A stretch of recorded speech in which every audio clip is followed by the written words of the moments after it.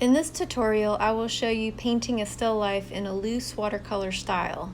As you can see, I am set up to paint from direct observation, standing about 6 feet away from the subject.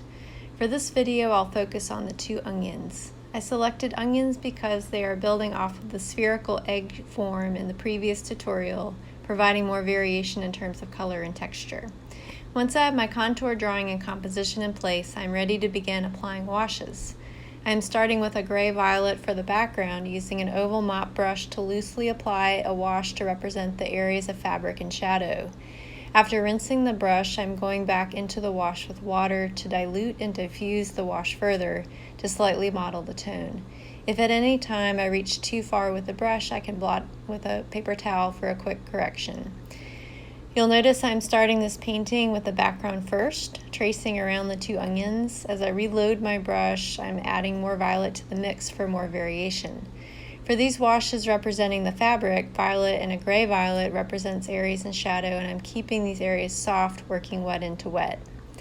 I tend to use the biggest brush I possibly can for as long as I can. When I move on to smaller shapes, I'll swap out the brush for a smaller size, and this time for a round shape that's about a size 6. You might notice also that once I apply paint to an area, I don't go back in to manipulate the paint further, but rather take a get in, get out approach. At this point, with much of the background generally established, I'm ready to start working into the onions themselves. The goal with this painting is to keep it loose and gestural, not overly detailed. I am adding more of the violet into the same mixture I've been using, but amping up the saturation with stronger color. One reason for using the violet-gray background is that it shares a common hue with one of the objects, while it also provides a contrasting complementary hue to the warm yellow-orange. So my still life has an overall complementary color scheme and is still somewhat narrow, but is allowing me to broaden the palette from the previous video where I was working in just monochrome. As you may have noticed, I started with the darkest area of the purple onion first, then applied a medium value followed by a light value. Usually I work from light to dark, but in this instance it seemed to make sense to work from dark to light because I'm able to dilute the mixture each time. But I'm doing the opposite for the yellow onion, blocking in light around where I'm anticipating highlights. Yellows can be tricky to mix, as it is really important to keep the mixtures clean because yellow will quickly muddy. But for this painting, I'm noticing yellows that range from a yellow-green to a yellow-orange, and I'm allowing for this kind of variation. Once I have the general light values and highlights blocked in, I can go in with stronger color for the darker values.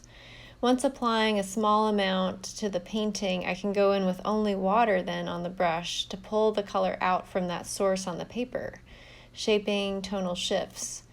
Where the paper is wet, I can add more stronger color as needed to then let the water move the paint further. I try not to fuss with what paint I've just put down, as tempting as it may be, as again, my painting can quickly get muddy. I am continuing to add in stronger yellow oranges here and there to further model the yellow onion's form. Once I drop in the paint, I don't need to manipulate it further, as tempting as it may be. The paper is still damp and the paint will still diffuse enough on its own. This is the part where it would be really easy to overwork it. So I'm trying to be restrained when adding in more color, kind of dabbing it in here and there. I can amp up the contrast at this point and move back and forth between the two objects until they feel like there's enough of their form suggested. But again, I'm getting really close to overworking, which means it is a really good time to put down the brush very, very soon. I've moved on now to a smaller brush, about a 2 or a 4, to add in a few details to the onions and adding a few darker lines and marks while keeping in mind just being suggestive and allowing a small mark to imply rather than fully describe. I have to really go easy and be decisive with these finishing details. Knowing how much to add takes some practice and several trials. It's really hard to know until you try something out. I think you put yourself at an advantage to have a few studies of the same painting going rather than putting all your effort into one painting, especially as you're warming up to the medium. Because I decided in advance with this one to keep it looser and more suggestive, now is a good time for this friendly reminder of my initial intentions. So the onions are pretty well developed at this point, and I am working once again into the background. I've got more color and value down in the painting overall, so this time there's more to relate the background to. I'm darkening the shadows, and the increased contrast can help pop the edges of the onion out. I'm also back to the mop brush to layer with kind of broad sweeping strokes a darker value of the initial background color for more contrast and tonal variation. The lighter areas are the lightest lights I see within the fabric, and these areas I'm really trying to integrate more by adding a few strokes with a lighter wash. Before they were looking a bit harsh for the overall look in the painting. So this is the stage where I would typically step back and look at the painting to see if there's anything else to develop further.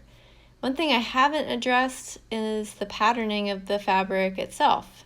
And this is a detail I may go back into and add, but for now I'm going to set this painting aside, look at it in relation to others I've done, and again may or may not go back into it with a few finishing details. Thanks for watching, hope this has been helpful, and see you in the next video.